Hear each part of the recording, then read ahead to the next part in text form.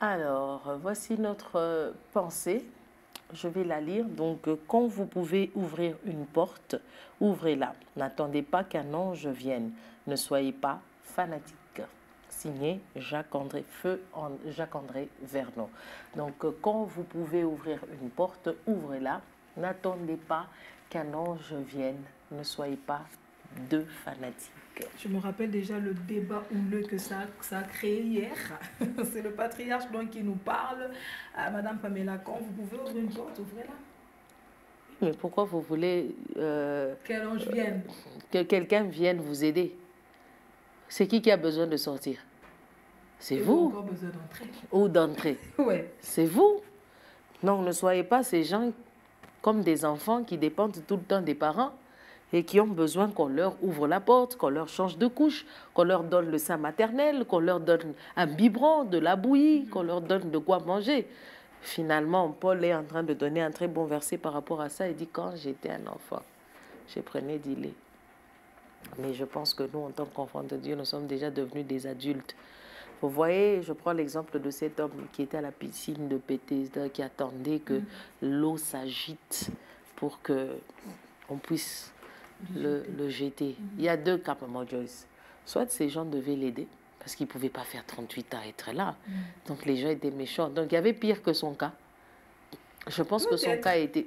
Oh, mais attendez, quand on aide l'autre, on va rapidement, il ne va pas faire 38 ans au même endroit, attendant que l'eau soit agitée. Je suppose que peut-être l'eau s'agitait une fois là, et il fallait être là. Le deuxième cas, c'est qu'il n'avait qu'à fournir des efforts pour sauter et entrer dedans.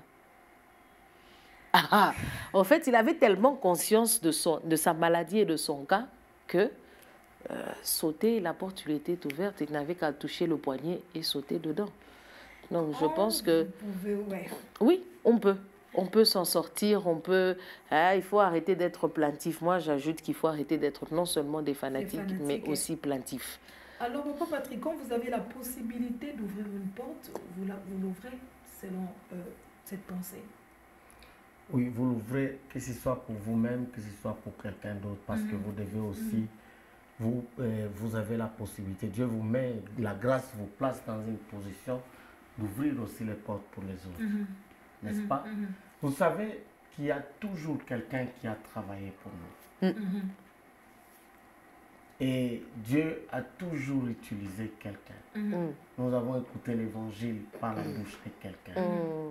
Nous avons trouvé l'emploi par l'entremédiaire de quelqu'un. Il y a toujours quelqu'un qui a travaillé pour nous. Et on ne peut pas considérer que nous arrêtons ce cycle à notre niveau. Nous ne pouvons pas comprendre que cette grâce qui nous a atteint devrait aussi continuer à atteindre les autres, cette fois-là par nous, en ouvrant les portes pour les autres.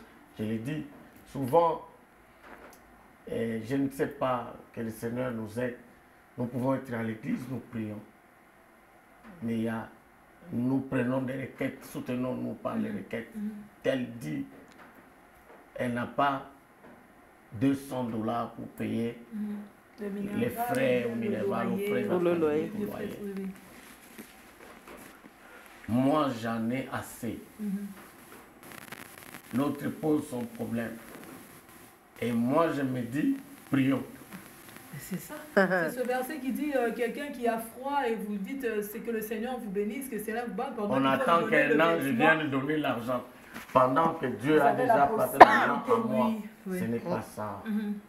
Je pense que nous devons savoir nous soutenir. Ça s'appelle la richesse dans la maison du Seigneur.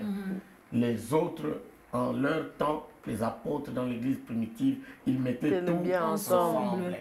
La pensée qui se dégage là, ça veut dire que ce que vous avez, on peut le partager avec l'autre. Mais béni, c'est que j'ai la béni, ainsi de suite, et c'est vice versa.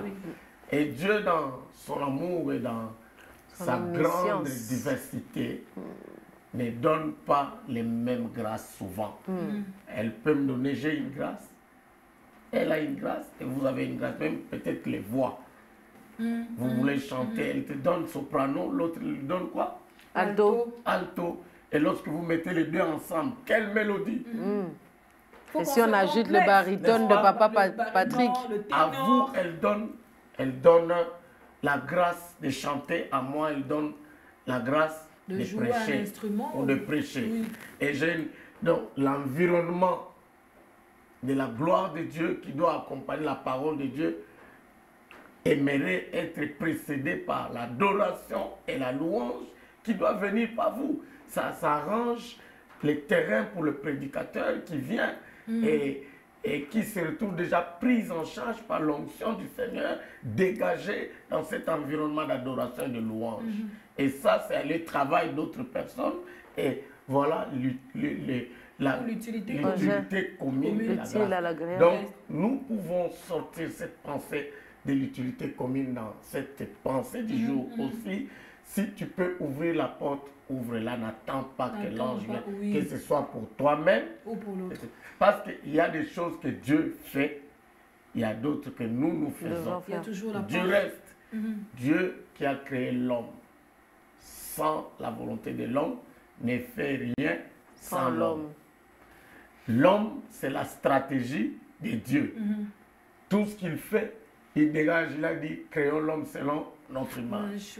Et il a tout mis sous la gestion de l'homme sur la terre ici, les hommes. Quand vous pouvez ouvrir une porte, c'est bien dit. En tout cas, cet aspect, je n'avais pas vu. En tout cas, quand vous pouvez ouvrir une porte aussi pour une autre personne, faites-le. Quand vous pouvez trouver du travail pour quelqu'un, faites-le. Quand vous pouvez soulager quelqu'un, lui donner les habits, faites-le si vous pouvez. Faites de bonne qualité, parlant des habits. De bonnes œuvres, oui. En tout cas, ça, c'est un autre détail. De bonne qualité. Faites-le comme si vous le faites pour vous-même. Mais oui, tout ça se résume dans le verset où Jésus a dit le plus grand commandement, tu aimes ton Dieu de tout ton cœur, de toute ta force et de toute ton âme, et tu aimes ton prochain comme toi-même.